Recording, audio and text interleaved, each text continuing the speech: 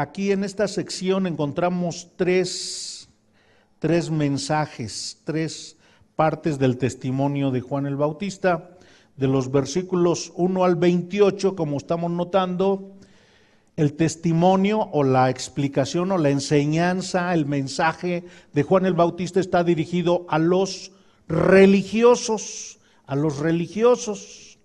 A partir del versículo 29, el testimonio o mensaje de Juan el Bautista está dirigido a los arrepentidos, a los que han venido a bautizarse.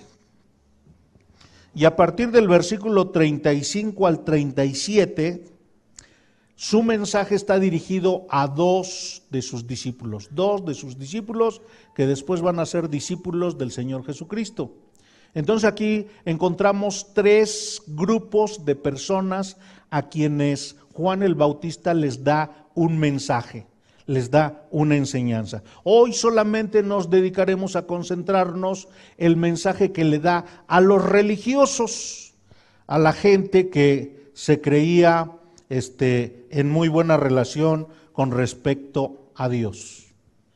Hemos estudiado en el Evangelio de Lucas que Juan el Bautista nació de una manera sobrenatural. Sus papás estaban incapacitados y por andar dudando, el papá, que se llamaba Zacarías, se quedó mudo.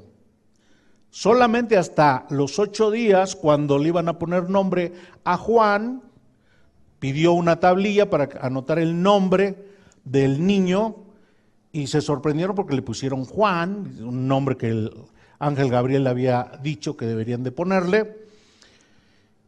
Y fue entonces cuando se le soltó la lengua a Zacarías y empezó a profetizar. Pero desde que en Lucas 1:16 el ángel Gabriel le anuncia al papá que nacería su hijo, le dice cuál es la misión, por qué ese niño es tan especial, es un nacimiento extraordinario, por qué le dijo así el ángel que Juan, su hijo, sería un mensajero de Dios y que sería usado para que muchos israelitas se arrepintieran de su soberbia, de su orgullo, de su religiosidad y vinieran en humildad ante Dios. Porque Dios iba a venir aquí a la tierra y entonces era necesario que ellos se convirtieran, se volvieran de su justicia propia y se volvieran a confiar en la justicia de Dios. Entonces, el ángel Gabriel lo dice de esta forma: y hará que muchos de los hijos de Israel se conviertan al Señor Dios de ellos, e irá delante de él con el espíritu y el poder de Elías, para hacer volver los corazones de los padres a los hijos y de los rebeldes a la prudencia de los justos, para preparar al Señor un pueblo bien dispuesto. Cuando Zacarías recupera el habla, guiado por Dios, empieza a profetizar con respecto a su hijo Juan, y dirigiéndose a su hijo le dice: y tú, hijo mío, serás llamado profeta del Altísimo, e irás delante de el Señor, de Dios, para prepararle el camino. Juan tenía la comisión de llamar a los judíos, explicarles por qué se tenían que arrepentir y formar un grupo de creyentes que estuvieran esperando realmente a su Mesías con un corazón sincero. Dice el Evangelio de Lucas capítulo 1 versículo 80 que desde que Juan nació desapareció de la escena y fue creciendo, pero vivió en el desierto. Juan crecía y se fortalecía en espíritu y vivió en el desierto hasta el día en que se presentó públicamente al pueblo de Israel. Entonces tenía una conducta medio especial. Juan llamaba al arrepentimiento, decía que el reino de los cielos se había acercado, según Mateo capítulo 3, versículo 2. llamaba a los judíos a que hicieran examen de conciencia, que oyeran la verdad de Dios, que no confiaran en su justicia propia. Aquí mismo en el Evangelio de San Juan nosotros encontramos afirmaciones muy concretas con respecto a Juan. Por ejemplo, en el versículo 6 dice que fue enviado por Dios. O sea, no fue que a él se le ocurrió, o se sentía bien, o era lo que le gustaba. Dios lo apartó desde que estaba en el vientre, y la gente que conoció su nacimiento quedó con temor, preguntándose, ¿qué va a ser de este niño? Versículo 7, habló anticipadamente de Cristo. Cristo es la palabra griega de Mesías. El Mesías es un ungido, un mensajero de Dios, que es el Redentor, el Salvador de los judíos. Versículo 7 dice que su finalidad al estar hablando, al estar testificando, es que todos creyeran en el Señor Jesucristo. En el versículo 8 dice, capítulo 1, 8, aseguró que él no era el Mesías. Y versículo 8 también les estaba mencionando que él era un mensajero que había sido enviado anticipadamente para hablar de la venida de su Salvador. Si Juan era un hombre especial, nacido de manera sobrenatural, que provocó temor en sus contemporáneos y empezó a conducirse con prácticas que no eran normales para los judíos, provocó curiosidad en la gente, en los sacerdotes, en los líderes en Jerusalén. En el templo de Jerusalén había básicamente dos grupos, unos que eran los que se interesaban por el aspecto político y las finanzas, administración del templo, que eran los saduceos, y otros que eran los celosos de la ley, los legalistas, que querían que se cumpliera al pie de la letra el Antiguo Testamento, aunque realmente no lo alcanzaban a comprender muy bien. Pero tanto los saduceos como los fariseos pues veían las conductas de Juan y decían como que no es correcto lo que está haciendo, como que está medio raro. Cuando dice aquí en el versículo 19, este es el testimonio de Juan, cuando los judíos enviaron de Jerusalén sacerdotes. La palabra sacerdote significa intermediario entre Dios y los hombres.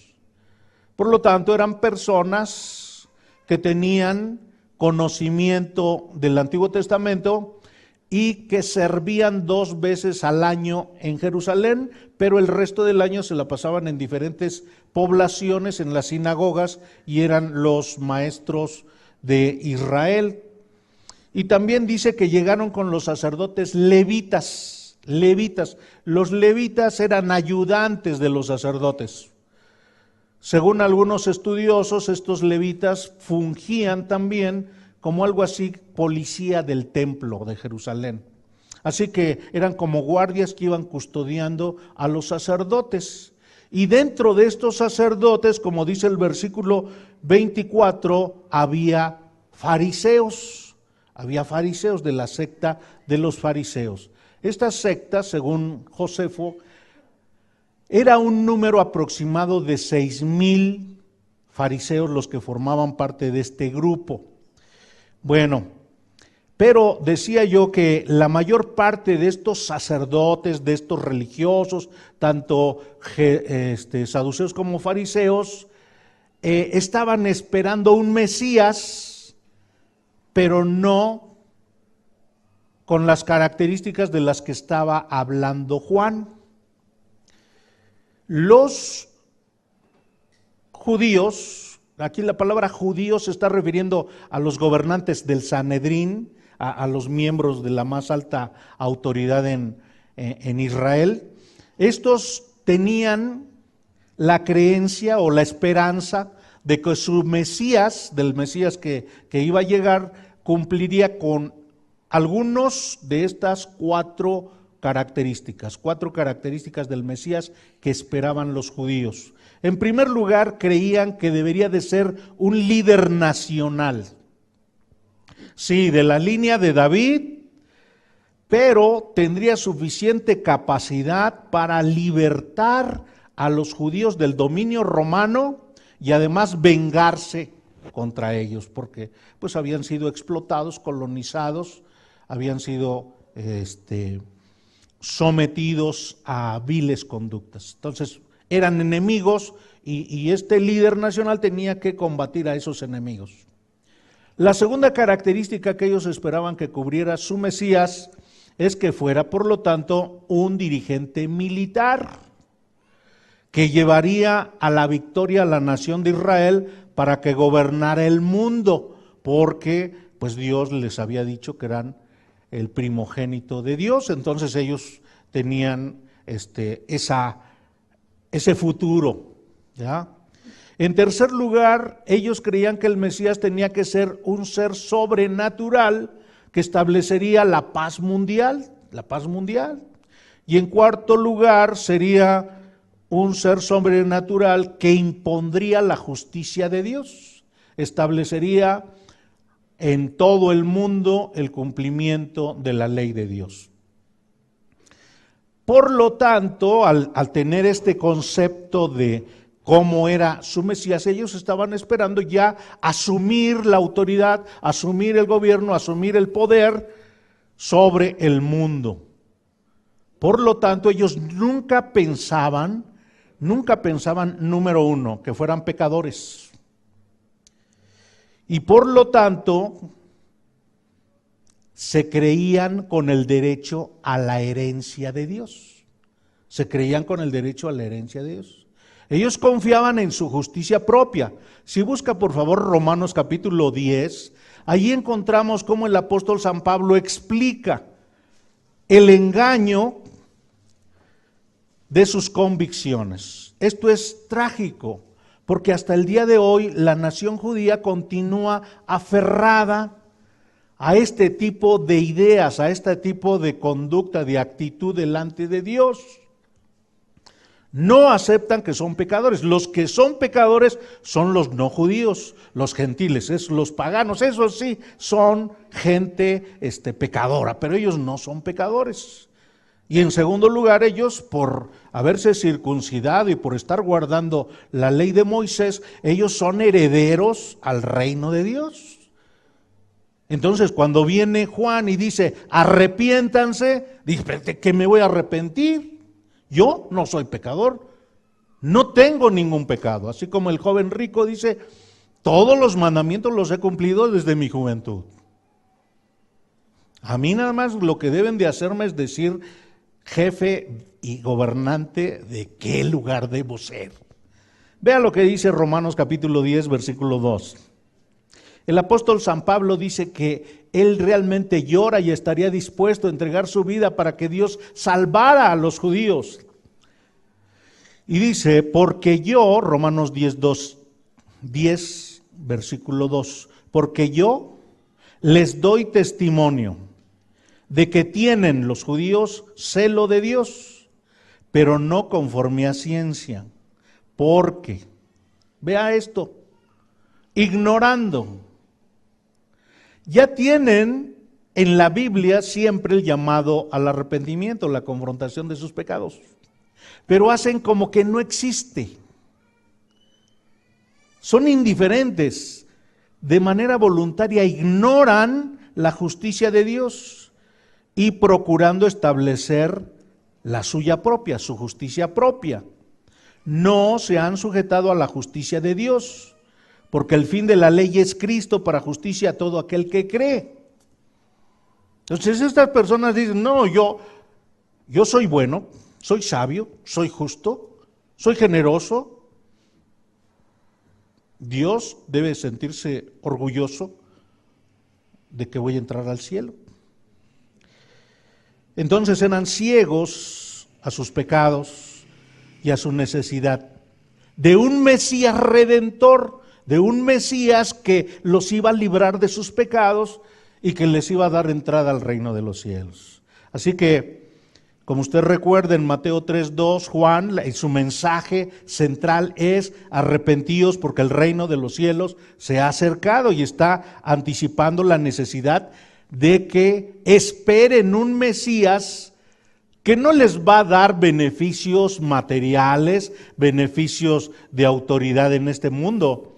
Lo que va a hacer es una transformación de su alma, una liberación de su amor al pecado, de sus engaños, de estar viviendo en la mentira, en la hipocresía, en un cumplimiento externo de los mandamientos de Dios, pero que por dentro realmente no aman a Dios, no adoran a Dios, no sirven a Dios. Hacen las cosas para su fama, para su prestigio, para su orgullo. Entonces,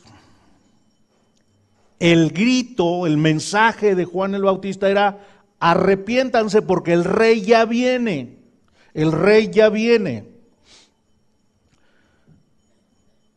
Juan era hijo del sacerdote Zacarías, y estos oficios se heredaban, por lo tanto Juan debería de ser sacerdote, pero Juan no estaba comprometido ni con el templo de Jerusalén ni con ninguna sinagoga, sino que se fue al desierto.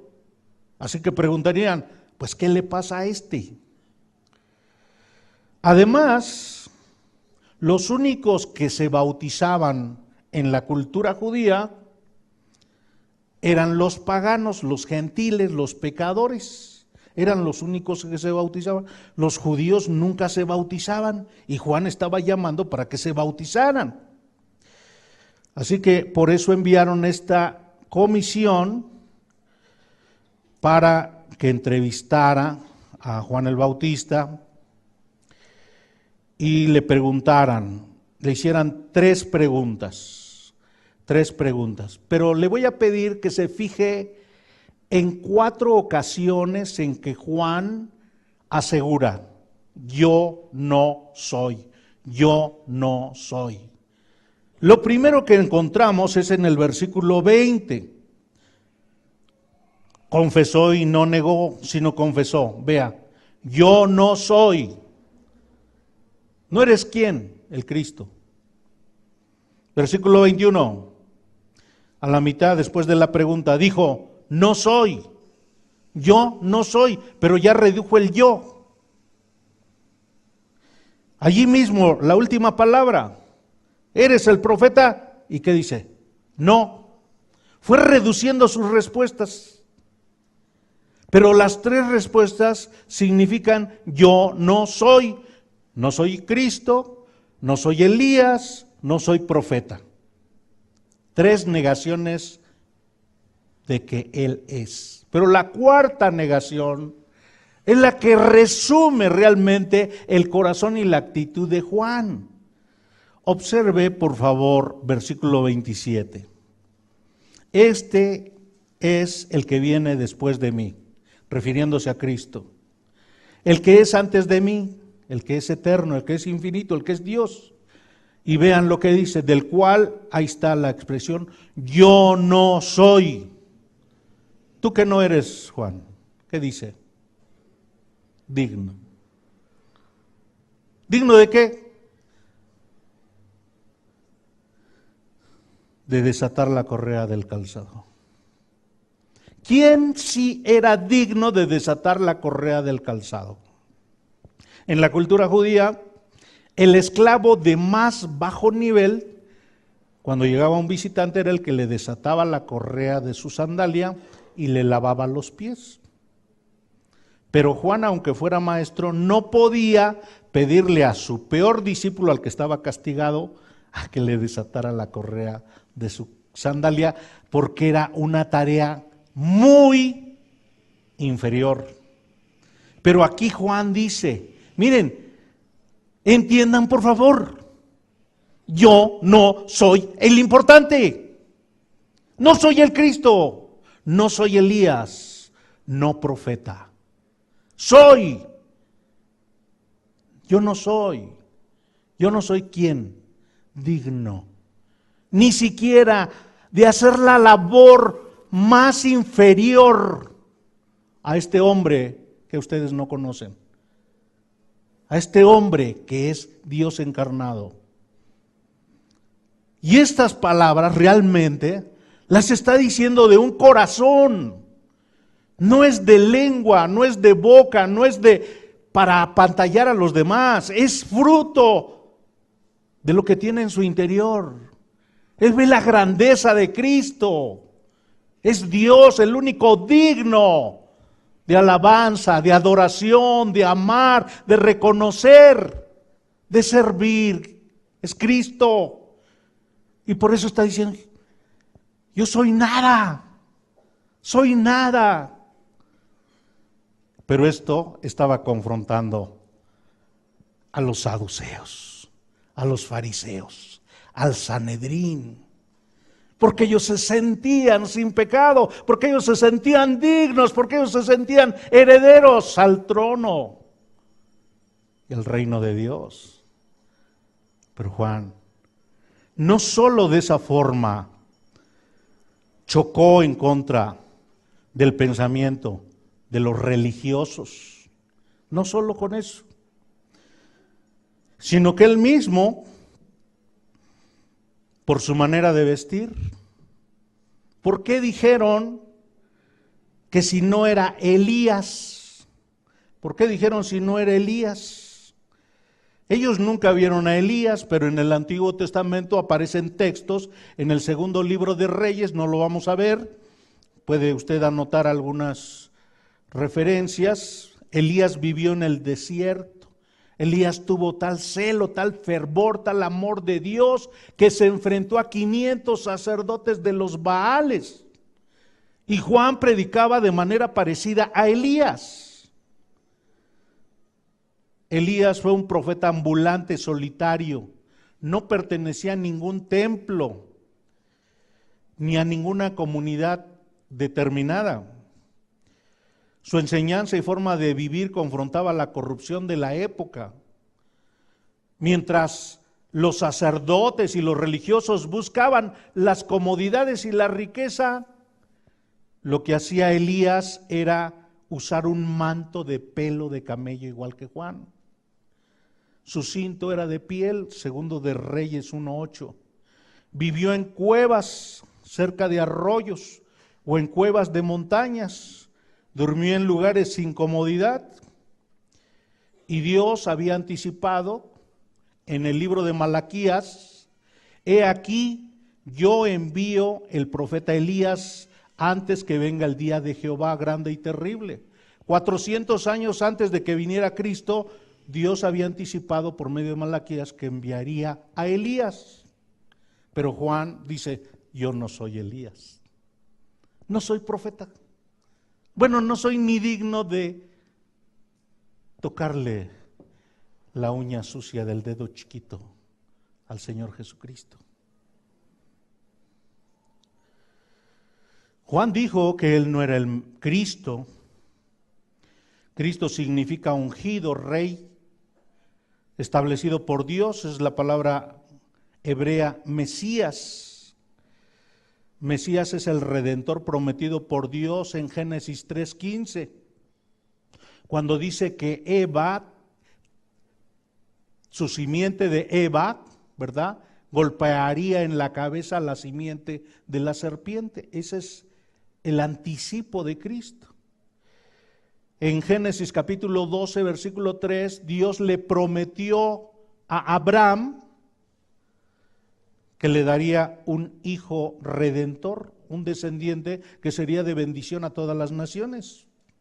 En segundo libro de Samuel, capítulo 7, versículos 12 y 13, a David Dios le prometió, hizo un pacto con David para que tuviera un descendiente que tendría un trono eterno, un trono eterno. En Daniel capítulo 9, versículo 25 al 26, se anticipó el Mesías, y este Mesías sería llamado príncipe. Busque por favor Isaías capítulo 9, versículo 6. Hay muchos textos en el Antiguo Testamento en donde se advierte, se anuncia, se anticipa de qué manera Dios ha amado a la nación de Israel y le ha prometido darle lo que más ama, a un hijo. Este hijo que realmente es Dios, pero que debe ser reconocido como Rey de Israel, quien establecerá la justicia y juzgará absolutamente a toda la humanidad. Isaías capítulo 9, versículo 6, es una profecía sobre el Señor Jesucristo. Observen, porque un niño nos es nacido. Y vea esta oración: hijo nos es dado. Hijo de Dios, Dios lo regala, como dice Juan 3:16. Y el principado sobre su hombro, y se llamará su nombre admirable, consejero, Dios fuerte, Padre eterno, príncipe de paz. Lo dilatado de su imperio y la paz no tendrán límite sobre el trono de David y sobre su reino, disponiéndolo todo y confirmándolo todo en juicio y en justicia desde ahora y para siempre. El celo de Jehová de los ejércitos hará esto. Juan estaba asegurando: yo no soy el Cristo, no soy Elías, y también dijo: no soy el profeta, no soy el profeta. ¿Por qué le preguntaron si no era profeta? Bueno, porque en el libro de Deuteronomio, capítulo 18, es el quinto libro que escribió Moisés, y este libro fue entregado a la segunda generación de judíos que habían salido de Egipto. La primera generación se murió en el desierto después de 40 años que Dios los tuvo allí en castigo, y los hijos de esa primera generación entraron a Canaán, a Palestina, y a esta segunda generación se les dio este segundo mensaje, Deuteronomio. Y en este Deuteronomio se refleja el temor que tenían los descendientes judíos, porque habían sabido que Dios, al hablar, provocaba mucho temor, y la presencia de Dios provocaba la muerte. Así que estos le rogaron a Dios: por favor, no queremos oírte a ti, Dios, no queremos verte, mejor mándanos un mensajero. Y entonces Dios les prometió en Deuteronomio 18:15 que les enviaría un mensajero humano que les transmitiría lo que Dios les instruía. Deuteronomio 18:15: profeta de en medio de ti, de tus hermanos, como yo, dice Moisés, te levantará Jehová tu Dios. A él oiréis, conforme a todo lo que pediste a Jehová tu Dios en Horeb, el día de la asamblea, diciendo. Los judíos habían pedido esto: no vuelva yo a oír la voz de Jehová mi Dios, ni vea yo más este gran fuego para que no muera. Continúa Moisés: y Jehová me dijo: han hablado bien en lo que han dicho. Profeta les levantaré de en medio de sus hermanos, como tú, y pondré mis palabras en su boca, y él les hablará todo lo que yo le mandare. Realmente esta es una profecía sobre el Señor Jesucristo, pero porque así como Moisés físicamente liberó a los judíos del dominio egipcio, el Señor Jesucristo primero iba a liberar del pecado y luego iba a liberar de la condenación de este mundo. Pero los sacerdotes llegaron con Juan el Bautista y le preguntaron: bueno, ¿tú eres el Cristo? No soy. ¿Elías? No soy. ¿El profeta? No soy. Entonces le preguntan, versículo 22, pues ¿quién eres? Y es que necesitamos una respuesta para que la demos a los que nos enviaron. Dicen: ¿qué dices de ti mismo? Y aquí está el corazón del mensaje de Juan. Este es el corazón del mensaje. Este es el énfasis, este es el hacha, esta es la espada, este es el clavo con el martillo que quiere clavarles dentro del cerebro a estos religiosos. Versículo 23, dijo: yo soy la voz de uno, no importa quién soy, no importa mi nombre, uno que clama, que grita. Yo soy el heraldo. Miren, ya viene el rey, entonces yo voy por delante para avisarles. Prepárense, acomoden la calle, emparejen el pavimento, tapen los hoyos, quiten los lomos de los agujeros para que pueda llegar el rey. Hagan examen de conciencia, pónganse a cuentas con Dios, examinen realmente el interior de su corazón. No son avariciosos, no son envidiosos, no son vanidosos, no son orgullosos, no son egoístas, no son confiados en su justicia propia. Aquí lo expresa: enderezad, ese es el mandato. Esa es la palabra más importante. Enderezad el camino del Señor. Tu camino está chueco. Tú nunca eres justo. Tú nunca eres bueno. Tú nunca eres sabio. Aunque te enciendas a ti mismo música de alabanza. No lo eres. Sabemos que diario te ves al espejo y te ves muy bien, aunque de repente observas una arruga, pero realmente la situación es más profunda, es espiritual.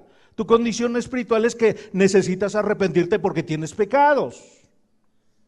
Y al arrepentirte, el símbolo del arrepentimiento que yo vengo a llamarles que hagan es bautícense. Eso es lo que está diciendo Juan. Ustedes necesitan ser conscientes de que son pecadores y necesitan un redentor, necesitan un salvador. Por lo tanto, tienen que arrepentirse, identificar sus pecados después de que hicieron su examen de conciencia y pedirle perdón a Dios. Y ya que pidan perdón, se bautizan para formar un grupo que está esperando a su redentor. Realmente el bautismo de Juan era eso, conformar un grupo de personas que estaban esperando genuinamente a su Mesías. El profeta Isaías lo puso de esta forma. Realmente estas palabras de Juan el Bautista las había anotado Dios por medio del profeta Isaías en el capítulo 40, versículo 3. Isaías 43, Dios desde el Antiguo Testamento les avisó a los judíos su necesidad continua de arrepentimiento. Bueno, desde el capítulo 1 dice el profeta Isaías que Dios tuvo un hijo y ese hijo ha sido muy difícil, es un hijo terco, es un hijo desobediente. Vea Isaías 43, capítulo 40, versículo 3. Voz que clama en el desierto, preparad camino a Jehová, enderezad calzada en la soledad a nuestro Dios. Todo valle será alzado y bájese todo monte y collado, y lo torcido se enderece, y lo áspero se allane, y se manifestará la gloria de Jehová a toda carne, juntamente la verá, porque la boca de Jehová ha hablado. La mayor parte de los profetas del Antiguo Testamento siempre estuvieron llamando al arrepentimiento, confrontando de su idolatría, confrontando de sus pecados a la nación judía. Dios le había dicho: oíd cielos y escucha tu tierra, porque habla Jehová. Crié hijos y los engrandecí, y ellos se rebelaron contra mí. El buey conoce a su dueño, y el asno el pesebre de su señor. Israel no entiende, mi pueblo no tiene conocimiento. Oh gente pecadora, pueblo cargado de maldad, generación de malignos, hijos depravados. Dejaron a Jehová, provocaron a ira al Santo de Israel. Se volvieron atrás. ¿Por qué querréis ser castigados aún? Todavía os rebelaréis. Toda cabeza está enferma y todo corazón doliente. Desde la planta del pie hasta la cabeza no hay en él cosa sana, sino herida, hinchazón y podrida llaga. No están curadas, ni vendadas, ni suavizadas con aceite. Vuestra tierra está destruida. Isaías capítulo 1, versículos del 2 al 6. Dios les llamó. Vénganse, pónganse a cuentas. Si sus pecados fueren rojos,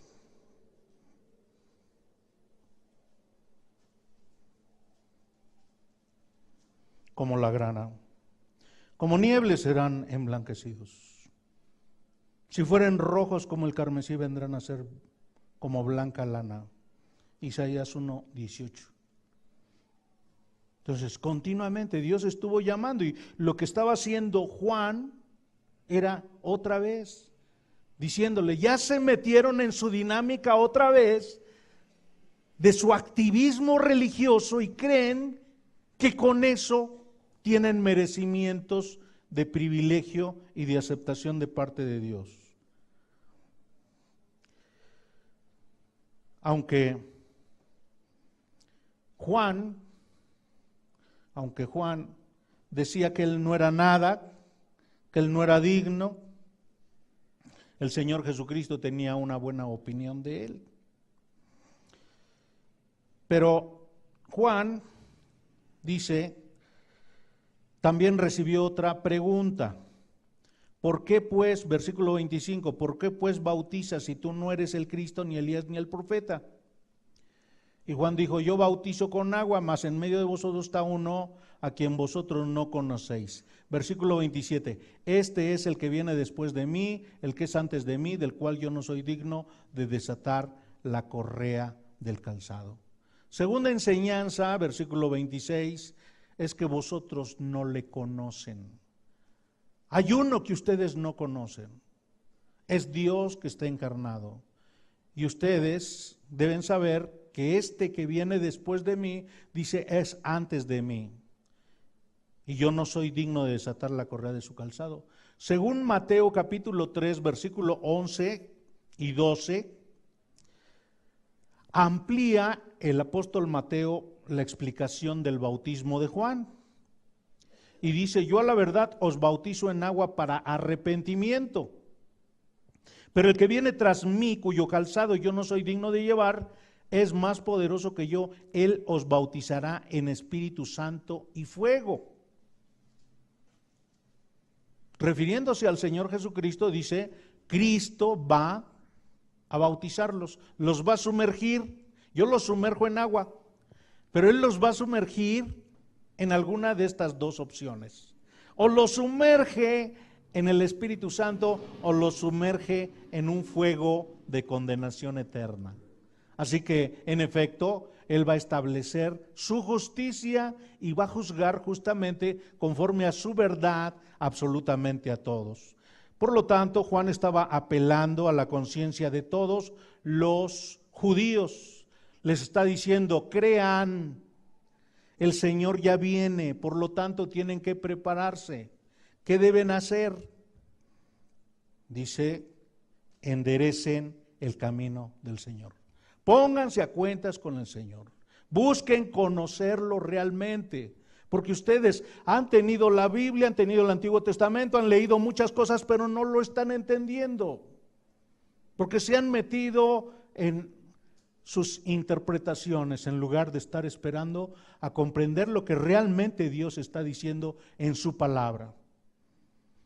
De la misma forma que los judíos, el día de hoy también muchos mezclan lo que dice la Biblia con la psicología, con motivación, con autosuperación personal. Parecen reuniones para enrolar a personas y para que participen en alguna empresa de ventas. Las estrategias de ventas la están utilizando como si fueran mensajes evangelísticos. En lugar de venir a la Biblia, tratar de entender lo que dice la Biblia, que estaban entendiendo los judíos, los sacerdotes, que estaban entendiendo los fariseos. El mensaje es muy claro. El importante no es Juan. La actitud de Juan es de ser humilde. El propio Señor Jesucristo no estimó el ser igual como a cosa a que aferrarse, sino que se despojó a sí mismo tomando forma de siervo, de hombre. Y estando en su condición de hombre, se humilló hasta lo sumo para morir en la cruz del Calvario. Ese es el sentir que debe tener Juan. Por lo tanto, ¿a quién deseamos parecernos? ¿A los sacerdotes que no conocen realmente a Cristo y que tienen que hacerse consciente que son pecadores y deben arrepentirse y deben clamar por el Rey que ya viene? ¿O como Juan, el único digno de gloria, el único digno de alabanza, el único digno de honor es el Señor Jesucristo? Él es creador, Él es sustentador, Él es el que ha estado dispuesto a venirnos a buscar y tomar nuestro lugar en la cruz del Calvario para morir pagando nuestros pecados, para que nuestros corazones sean transformados y dejemos de estar amando el pecado y empecemos a conocer a Dios. Solamente dos opciones. Juan estaba dando su testimonio a los gobernantes de Israel. Les estaba diciendo: crean, el Señor, el Rey, el Mesías, el Redentor, Dios encarnado ya viene.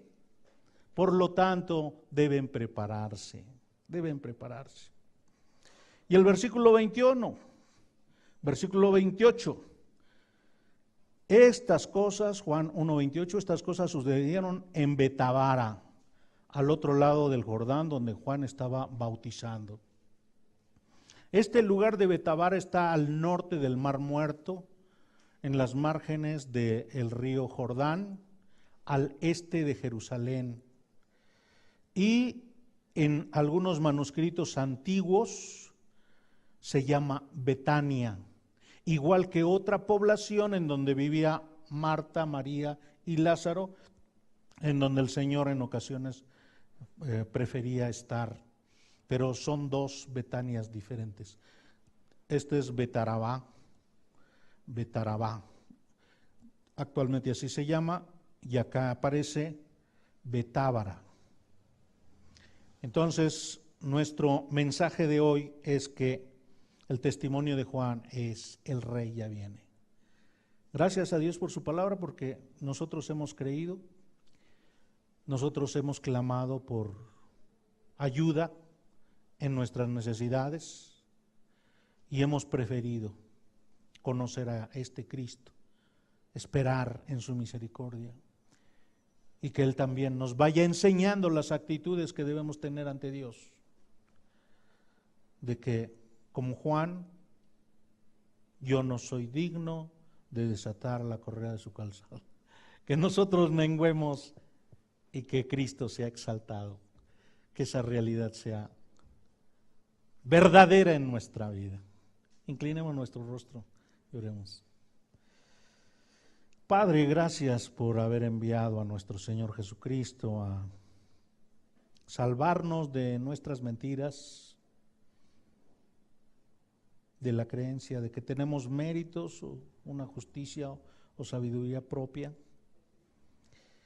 Y te damos gracias por el ejemplo de Juan, un corazón que exalta a Cristo y que busca que otros que son religiosos, ritualistas, que buscan cumplir de manera externa tu verdad, conozcan tu mensaje. Ayúdanos también a imitar a Juan, que tengamos un ardor, una pasión por hablarle aún a las personas que ostentan oficios dentro de nuestra sociedad, que en las religiones son sobresalientes. Tu mensaje es eterno. Hubo hombres tan importantes como Nabucodonosor, como Alejandro el Magno, como Sócrates, pero para el Señor Jesucristo no nació un hombre más grande que Juan. Juan era el hombre más grande de todos los hombres, pero quien entra al reino de Cristo es mayor que Juan. Gracias, Padre, porque realmente no somos dignos, pero te agradecemos la posición a la que nos has traído. En nombre de Jesús te lo agradecemos. Amén.